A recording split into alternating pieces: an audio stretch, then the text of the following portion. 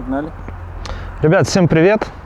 Мы тут немножко перезаписываем с Романом Сергеевичем генлинию, потому что когда мы записывали ее в прошлый раз, из нас троих, меня, Ромы и Костра, почему-то камера сакцентировала все свое внимание на Костре. Поэтому мы перепишем небольшой кусок. У нас уже поменялась погода, деревья все уже без листьев. Поэтому не думайте, что мы там что-то не так склепали или еще что-то. Вот. Получился брак по расфокусу, поэтому... Да, надеюсь, что это не испортит общее впечатление об этом видео. Так, все. Всем привет! Меня зовут Максим. Меня зовут Роман. Мы архитекторы из Межа Architects.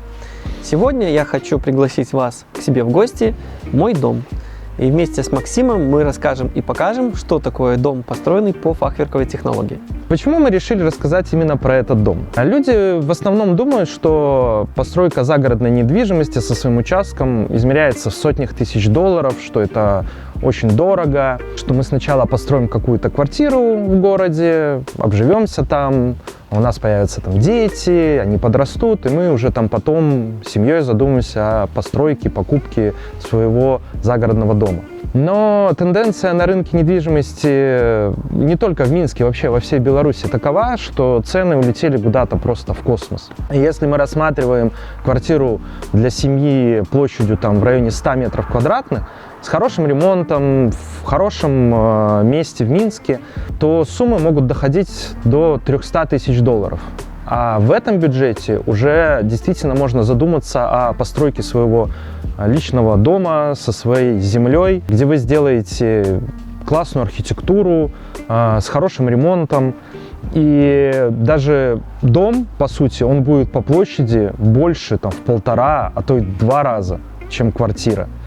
И люди начинают задумываться, а стоит ли покупать квартиру в многоэтажных жилых домах, где у тебя там везде соседи делают свои ремонты на начальных этапах, шумят, негде припарковаться, не всегда оборудованы детские хорошо площадки. Поэтому тенденция сейчас начинает двигаться так, что люди плотно задумываются о постройке своего частного дома. Наше повествование мы бы хотели разделить на несколько пунктов, чтобы было удобно для восприятия. Значит, первый пункт у нас – это удаленность от города и подъездные дороги. Все прекрасно знают, что чем дальше земля находится от города, любого, в принципе, города, мы не говорим только про Минск, она дешевле. Чем ближе, тем дороже. И разница может достигать, может стоить 10 тысяч долларов, а ближе к Минску 100 тысяч долларов, то есть в 10 раз, очень прилично. Но мы бы советовали выбирать какие-то оптимальные варианты, опять же, исходя из вашего бюджета, чтобы удаленность от города была не больше 15 километров. Это прям самый оптимальный вариант, как мы считаем.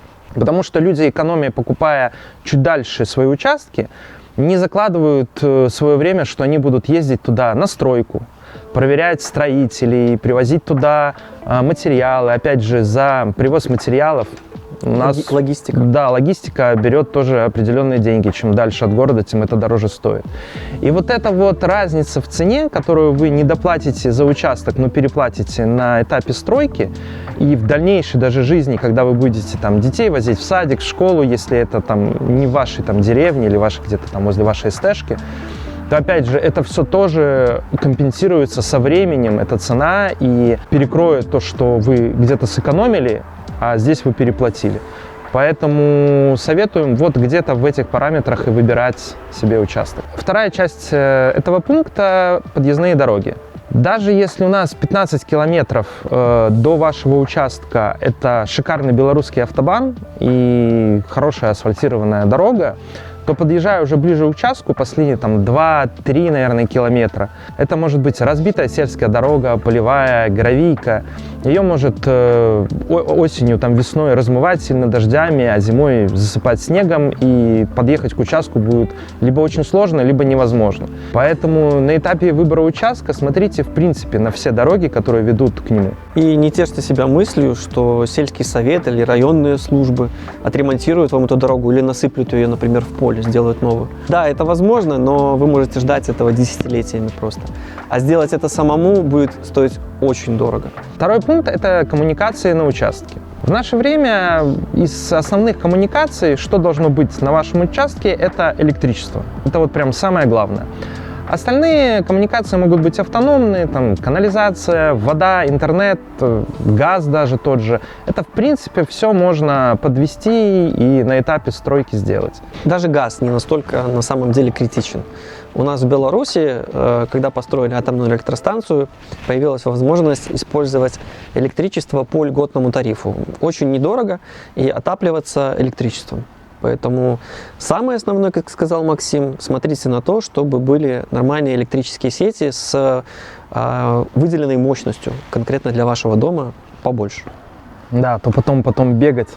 Там денежку дай, там денежку дай. Мы против взяток, взятки это плохо, но бюрократия дело такое. Любой вопрос решается за деньги, но все-таки старайтесь экономить. Третий пункт – это где зарегистрироваться, где купить землю. Товарищество или деревня. У нас два варианта есть. Расскажем про плюсы того и того, ну и, соответственно, про минусы. Плюс регистрации в деревне. То, что вы здесь можете официально прописаться. Также обслуживание коммуникаций в виде там дорог, электричества, воды, у кого есть газ, ложится на плечи государства. То есть, если у вас что-то выходит из строя, вы звоните в определенные службы, оставляете заявки, к вам приезжают, это устраняют. Минусы. Это, конечно же, цена. Цена может отличаться от СТ-шек там, в 2, в 3, в 5 раз. То есть, вообще очень существенно. Ну и также это небольшие бюрократические излишки, назовем их так. Потому что строительство вашего дома, сам проект вы должны зарегистрировать в исполкоме. Вот, все документы вы должны согласовывать, собственно, с ним же. Если у вас какие-то изменения по дому, если вы хотите его законсервировать, вы там не успеваете его достроить. Потому что жизнь штука такая, что сначала вы там зашли, все, у вас денежка есть, вы строите, все очень круто, все быстро идет, а потом раз, и так получается, что нужно притормозить со стройкой, то с вас могут спросить. Поэтому мы советуем тоже, вот, собственно, правильно рассчитывать свои бюджеты, чтобы не попасть там на штраф или еще такие вот штучки. Про СТ-шку, наверное, расскажи. СТ, садовое товарищество, в принципе, строительные нормы не распространяются на садовое товарищество. Вам не нужно согласовывать проект для строительства в садовом товариществе. У вас нету сроков, ограничивающих введение в эксплуатацию построенного уже дома. Больше свободы в плане юридической. Но есть и свои минусы. Обслуживание той же инфраструктуры, очистка дорог, электричество, водопровод. Все это ложится на плечи собственников товарищества. И затраты дополнительные, взносы ежегодные, они могут быть значительные. Также очень важный фактор, плюс к деревне и минус к СТ, это тарифы на энергоносители. То есть коммунальная оплата в деревне. Вы можете отапливаться электричеством, как я уже сказал ранее, и тариф у вас будет очень маленький, деревенский. А в садовом товариществе вы будете платить по полному тарифу, и коммуналка, плюс взносы, плюс какие-то внеплановые расходы на обслуживание инфраструктуры. И получается, что со временем в садовом товариществе жить просто дороже становится. Четвертый пункт – это бюджет на покупку и поиск участка. Так как мы и ранее говорили, что очень важно правильно распределить свой бюджет и свои силы.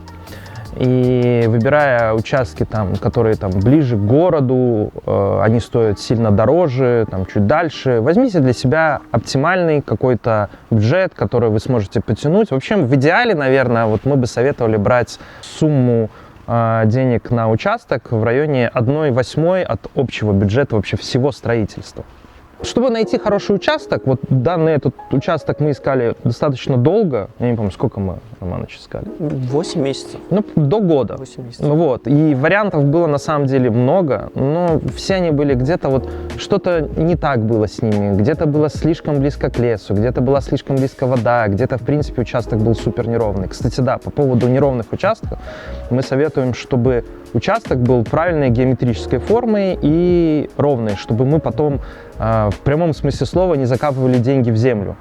И когда мы выбираем участок, то не поленитесь туда съездить, посмотреть, как он выглядит. Мы бы советовали, наверное, даже в такую погоду, или зимой, или ранней весной приезжать, не летом. Потому что летом все красиво, травка растет, деревья прикрывают какие-то недостатки. Вы не увидите глобальный перепад высот. То есть все цветет, пахнет, все круто.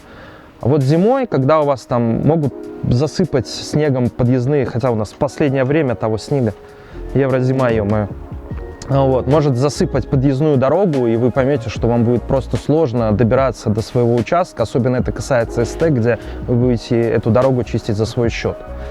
Да, вы увидите, что их просто эти дороги не чистят, и вам невозможно будет не приехать после снегопада, не уехать из дома. Но зимой, опять же, это не очень подходящее время, потому что на участке все засыпано снегом, если много. Не видно, что происходит, какой рельеф, точно какие ямы там есть. Строения, может, какие-то, которые были там, и их подсыпало. Ну, в общем, выбирайте самую такую мерзотную погоду, хотя у природы нет плохой погоды. Вот. Но так, чтобы вы могли все рассмотреть, то, что вас интересует. Вообще привлекайте и риэлторов, которые действительно хорошо знают свое дело, которые разбираются в загородной недвижимости, потому что я бы разделял эти два пункта, типа загородная и покупка квартиры. Потому что и там есть свои особенности, и очень сложно найти прям универсального солдата, человека, который там разбирается идеально и в том, и в том. Также я бы приезжал бы на подбор участка со строительной даже, ну там с прорабом, с которым вы там собираетесь дальше работать, чтобы он вам тоже указал, если у вас там нет профильного архитектурного, там дизайнерского или строительного образования, то поверьте, это тоже сыграет большую роль в экономии там дальнейших ваших средств. Вот. Привлекайте или строителя, или архитектора, а лучше обоих сразу брать с собой. Потратите на них весь бюджет, и уже, в принципе, можно замораживать стройку. Нет, на самом деле вам привлечение специалистов сэкономит огромную кучу денег в перспективе, поэтому постарайтесь как бы на этом не нужно экономить. Специалисты вам подскажут, где подводные камни, где можно очень серьезно попасть, где будут проблемы наверняка, а что, в принципе, допустимо и не будет как-то очень негативно влиять на дальнейшую стройку. Да, и еще забыли упомянуть, что при поиске участков у нас в государстве проводятся государственные аукционы по продаже земельных участков. В частную собственность. Да, которые уходят в частную собственность, и там в деревнях тех же, которые суммы там могут доходить до каких-то там сотни тысяч долларов, то в аукционе, в принципе, можно поторговаться и выцепить участок очень за хорошие деньги. Можно, конечно, куда-то цены там могут и улететь вообще, и вам, в принципе, этот участок будет уже не нужен. Но торги такое интересное дело. Плюс мы очень советуем перед аукционами, если вы там готовы там участвовать в нем, побороться за участок свой. Да, вам бы съездить и посмотреть для начала, вообще нужен ли вам этот участок. Может, он вообще плохой, и, в принципе, нет смысла дальше за ним бежать и как-то участвовать в аукционе. У нас тоже опыт был с Максимом. Мы выезжали зимой смотреть участок, это Колодище были, Минский район. Была зима как раз-таки, было очень много снега. Мы поехали смотреть и выбрали неподходящую обувь. Вот в кроссовочках мы были, побродили по этому участку, ноги промочили. Носки на приборной панели под печкой в машине сушили. Было дело. Вот, поэтому берите подходящую обувь с собой. Желательно резиновые сапоги. Наденете сапоги и сможете влезть абсолютно везде, посмотреть абсолютно все, и очень комфортно это сделать. Я всегда мечтал о своем собственном доме. Жить в Минске, в квартире, в большом городе, такая перспектива меня абсолютно не привлекала. Я хотел, чтобы у меня был большой, деревянный, красивый дом с огромным остеклением, с огромным панорамным витражом. Еще до начала проектирования у меня созрела мысль вот такой картинки, панорамное окно, которое выходит на какой-то ландшафтный вид. И потом стал серьезный вопрос, как проектировать вот такой стеклянный дом? Куда будет обращено вот это огромное окно, через которое я буду смотреть? Где будут соседи? Не хочется жить в стеклянном аквариуме под постоянным присмотром чужих глаз, как рыбка. Участок должен для такого дома быть панорамным, с красивым видом. А откуда открывается самый лучший вид? Ну, наверное, с возвышенности. Значит, участок должен был быть где-то на холме. Желательно, чтобы он был крайний. И очень хотелось большие взрослые деревья на этом участке. А лучше вообще примыкание к лесу. И вот эти все параметры на самом деле ставили меня в тупик. И я часто думал, что я поставил себе просто какую-то нереальную задачку. Но кто ищет, тот найдет. И я считаю, что мне очень сильно повезло.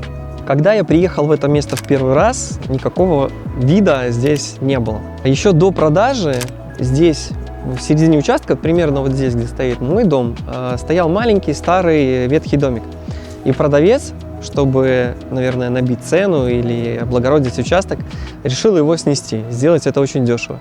Домик подожгли, а то, что не сгорело, бульдозером спихнули просто с обрыва. И вот все это месиво из обгорелых бревен, битого кирпича, строительного мусора вообще никак не было похоже на участок мечты. Ну, от слова совсем. На самом деле лучше бы он этого не делал, потому что потом было гораздо сложнее привести его в порядок. Только когда я вышел к реке, увидел вот эту красоту, я понял, что это действительно то место, которое я искал, и нужно брать. И у меня и тогда были мурашки по коже, и даже сейчас, когда я об этом рассказываю, когда я ощутил вот именно то, что я нашел свое место силы. И я пожелал бы каждому человеку хотя бы раз в жизни ощутить те же эмоции и те же чувства, которые испытал в тот момент я. Когда делали фундамент, подровняли плоскость участка, сформировали склон и убрали весь мусор. Я позже высадил вот эти молодые деревья и сейчас просто кошу газон, поддерживаю минимальный порядок. Ландшафтные работы только начались, и я советую всем сажать деревья на участке как можно раньше. К тому, если они, конечно, не мешают строительным работам. И к тому моменту, когда строительство закончится, вы все достроите, общий вид участка и дома будут просто роскошными. А расположение участка тоже очень необычно. На кадрах сверху это хорошо видно. И когда стоишь на краю склона, никогда в жизни не скажешь, что вокруг столько соседских владений. Настолько здесь зелено, особенно со стороны реки. Правда, вот есть проблемы с маневрами крупной строительной техники и грузовиков. Ширины проезда недостаточно. Ну и зимой еще есть проблемы со снегом, его просто девать некуда. Участок имеет площадь 25 соток, и на кадрах сверху вы видите схему границ. Форма очень сложная, и перепад высот по склону около 8 метров. Чуть ниже по склону возле дома течет река Птич. В этом месте она похожа больше на средних размеров ручей, чем на огромную реку. Но вообще река Птич имеет длину 420 километров, течет она на юг Беларуси и впадает в реку Припять. Вдоль берегов очень много источников с чистой питьевой водой, поэтому конкретно в этом месте вода очень холодная и всегда прозрачная.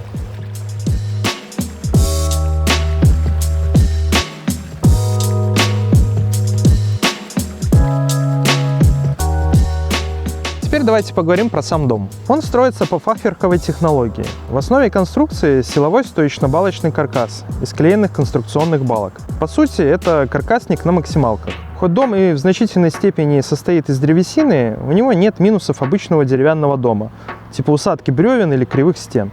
Вертикальные мощные колонны не имеют усадки вообще.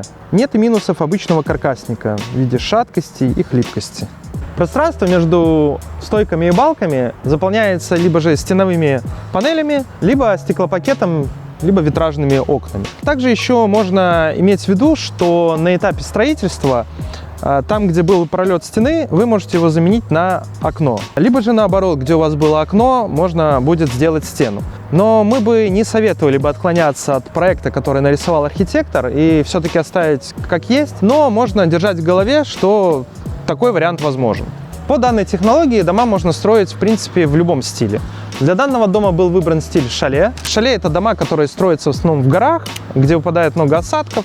Они бывают либо из камня, либо из дерева, либо это какая-то гибридная смесь этих материалов. Особенностью этого дома еще является массивная кровля с большими свесами по краям. Они служат для того, чтобы дом не заливало дождем, а массивная кровля, когда выпадает много снега, могла выдержать эту нагрузку.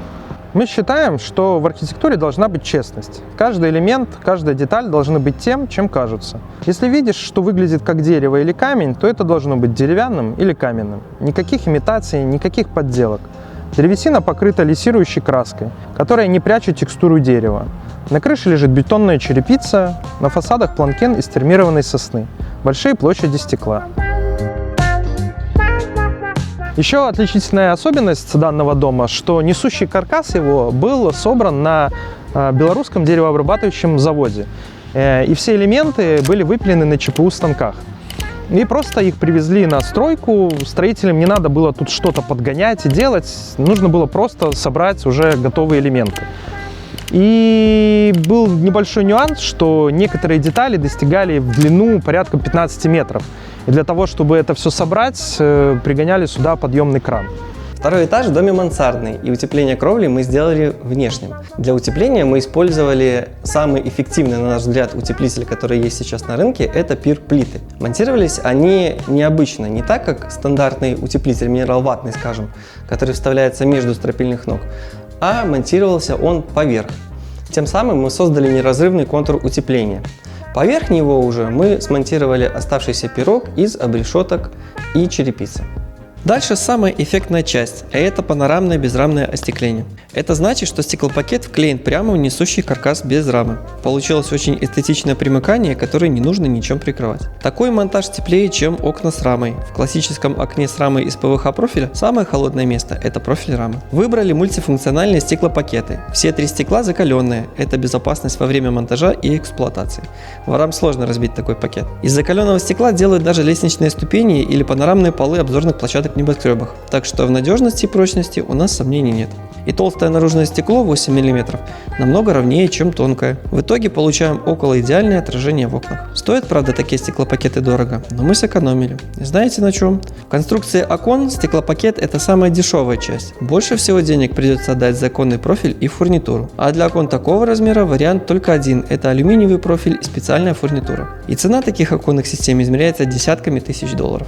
Все квадраты в каркасе, которые не стеклопакеты и не окна, мы заполнили стеновыми панелями. Такая панель называется сэндвич-панель на основе пир-утеплителя. С внутренней стороны и с наружной стороны это профилированный металлический лист. Плюс такой конструкции в том, что в нем прекрасно держится любой крепеж, любые метизы. Прямо к этому профлисту снаружи мы закрепили фасад, а изнутри будем закреплять внутреннюю отделку. Скорее всего, это будет гипсокартон. И также отмечаю плюс, что гипсокартон можно крепить прямо к профлисту изнутри на саморезы, либо клеить на клей. Конечно, если вам не нужны какие-то технические полосы для прокладки коммуникаций. И всем, так сказать, пир хорош, и в огне не горит, в воде не тонет, но вот звукоизоляция у него очень плохая. Ну что, слышно меня хорошо? Отлично тебя слышно. И я рекомендовал бы установить внутри дома или снаружи еще дополнительно слой минераловатного утеплителя или каких-нибудь древесно-волокнистых плит. Тогда комфорт в доме станет намного лучше. Для стиля шале характерно использование деревянных отделок. Мы использовали вентилируемый фасад из деревянного планкена из травмированной сосны. Добились винтажного вида, используя планкен с сучками, покрыли маслом с ультрафиолетовым фильтром и закрепили каждую доску на открытый крепеж. На самом деле травмированный планкен не нуждается в дополнительной защите в виде масел, лаков или краски. Но со временем поверхность выгорит на солнце и станет пепельно-серой. Эффект старения очень схож с лиственницей. Фасад фахверкового дома можно отделать и штукатуркой или даже кирпичной плиткой. Что касается инженерных систем в доме, каких-то нюансов здесь нет.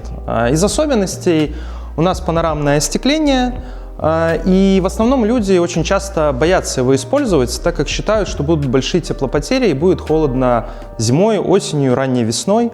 Но не стоит этого бояться. Тут в доме мы используем теплый пол, он идет в основном в помещении, но чтобы уменьшить теплопотери, вдоль остекления используется замкнутый контур также из теплого пола, который нагревается чуть больше, чем основной. Можно еще использовать радиаторы настенные. Оп! Вот я. О! Но мы считаем, что в данном интерьере они будут не очень уместны. Также можно использовать внутрипольные конвекторы, но мы считаем, что они слишком переоценены и влекут за собой большие финансовые потери. Также они, можно сказать, не очень, наверное, эффективные. Но, опять же, выбор всегда за клиентом, и мы просто рассказываем о том, как это может быть. Отдельно бы хотелось рассказать про вентиляцию в доме, так как это очень важный нюанс, и, в принципе, много чего можно рассказать, что уместится прям в отдельный выпуск. Если вам интересно, вы можете написать в комментариях, мы постараемся такой выпуск сделать. Но что касается этого дома, то тут все довольно-таки просто. Из каждой комнаты есть вытяжка воздуха, и на улице стоит приточный клапан, через который воздух снаружи поступает вовнутрь. И отдельно бы хотелось еще рассказать про кухонную вытяжку. Если вы любите готовить, и ваша, в принципе, семья любит вкусно покушать, то вытяжка, которая будет на кухне, будет всегда работать. И так как у нас кухня объединена с гостиной комнатой, то будет создаваться очень сильный шум и будет препятствовать времяпрепровождению вашему.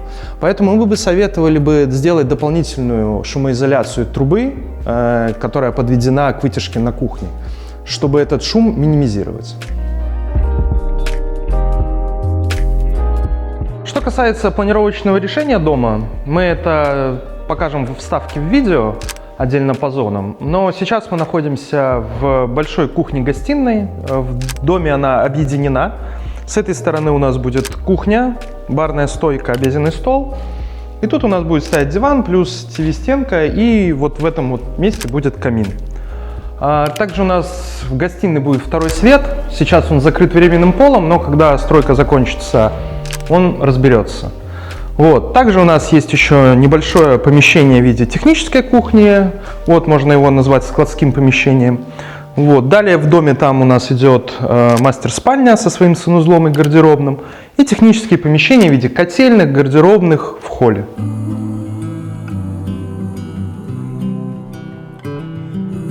Сейчас мы поднялись на второй этаж. Этот этаж мы можем назвать мансардным. Мы не хотели, чтобы в доме были какие-то неосвещенные участки, и зона лестницы, в принципе, она всегда такая затемненная, поэтому здесь мы установили мансардное окно, чтобы осветить весь этот объем. Здесь у нас пока временный пол постелен для удобства строительства, но он разберется, и отсюда будет видна гостиная, которая располагается на первом этаже. Здесь у нас гостевая рядышком комната с небольшой гардеробной. Также у нас есть санузел, достаточно большой, также с мансардным окном, чтобы в санузле также присутствовал естественный свет. И у нас есть две комнаты по краям. Это две детские. В семье есть мальчик и девочка. И есть такой нюанс небольшой, что одна комната чуть меньше, вторая чуть больше. И вот стал вопрос, какая комната кому должна достаться. Вот. Если вы с такой проблемой у себя в семье когда-то сталкивались, то можете написать в комментариях по итогу, что вы выбрали.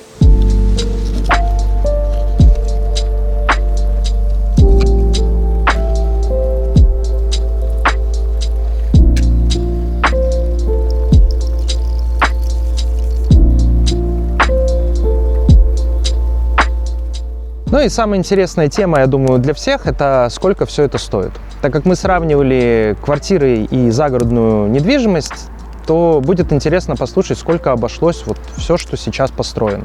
Если мы говорим про землю, она была куплена в 2022 году, и цены мы говорим на то время. И она обошлась в 43 тысячи долларов. Ниже рынка чуть-чуть, так как земля в этой деревне стоила порядка 60-65 тысяч долларов. Также фундамент. Фундамент сложная штука, ее сложно оценить, потому что зависит от площади дома, какой тип фундамента. Фундамент для этого дома обошелся около 10 тысяч долларов. Контур весь теплый дома – это стены, стеновые панели, сам каркас, остекление, крыша – около 90 тысяч долларов. И вот мы получаем, что то, что мы видим сейчас на участке, стоит 170, да, где-то около 170 тысяч долларов. Конечно, фахверк придумали не мы. По этой технологии и раньше строились дома. В основном это были элитные дома, очень дорогие, сотни тысяч долларов, которые стоили. Сейчас эта технология стала более доступной, но и сравнивать с масс-маркетом самых популярных строительных технологий в Беларуси, а это коробка дома из газосиликатного блока, будет, конечно, неправильно. Сама идея абсолютно другая. Можно сравнить с другими деревянными технологиями. Это канадский каркас или дом, построенный полностью из клееного бруса. В первом случае фахверк будет, конечно, дороже, потому что дорогие сам брус и пирутеплитель. Во втором случае фахверк будет дешевле и эффективнее. Но выбор всегда на самом деле за клиентом, поэтому тут уже человек голосует своим вкусом и рублем, как говорится. На самом деле, как вы видите, что стройка еще далеко не окончена, и на участке планируется еще гараж и галерея, которая будет соединять гараж и дом, плюс благоустройство территории небольшое и небольшая терраса перед фасадом. Вот. И, в принципе, если мы возвращаемся к вопросу общего бюджета, вот под ключ просто еще сделать интерьер нужно будет, то планируется около 330 тысяч долларов, вот, плюс-минус. Ну, 350 со слезами, наверное, на глазах, Но если мы возвращаемся к квартирам, Постараемся уложиться. да, которые там стоят сейчас там в хорошем, я не говорю про элитный какой-то район, хороший район Минска с ремонтом, там 100-120 квадратов реально будет стоить сейчас около 300 тысяч долларов. А в этом доме, на минуточку, 180 метров квадратных, он двухэтажный, и это ваш личный дом с вашим личным участком, а не многоквартирный жилой дом. Вот, поэтому мы будем, если вам это видео действительно понравится, так как мы, извиняемся, может, где-то мы были не супер профессиональными, для нас это первый опыт, ну вот, но если это, как я еще раз повторюсь, для вас интересно, то мы постараемся дальше освещать строительство, расскажем уже про внутреннее убранство, вот, как будет идти ремонт интерьера, вот, также расскажем про благоустройство и выпустим еще несколько частей. Мы рассказали про фахверковый дом в стиле шале, рассказали про его особенности, фишки. Но что именно делает вот этот эффект вау? Почему этот дом такой необычный? Почему хочется именно жить именно в таком доме? Человек всегда идет на свет. Нам приятно находиться в светлом просторном помещении. Открытость, воздушность. Когда я нахожусь в этом доме, я не вижу преграду между мной и природой. Я не вижу этих стекол. Я смотрю на 180 градусов наружу. Это слом обычных представлений жизни в доме, о стереотипе жизни в доме. Наша команда может создать подобный дом и для вас, подобное пространство. Мы понимаем, как работает архитектура, как работает система «Человек-дом». Мы поможем создать ваше собственное место силы. Дорогие друзья, подписывайтесь на наш YouTube-канал, ставьте пальцы вверх и колокольчик. Обязательно переходите в наши социальные сети, ссылки будут в описании. Следите за нашими новыми проектами, дальше будет только интереснее. Всех благ!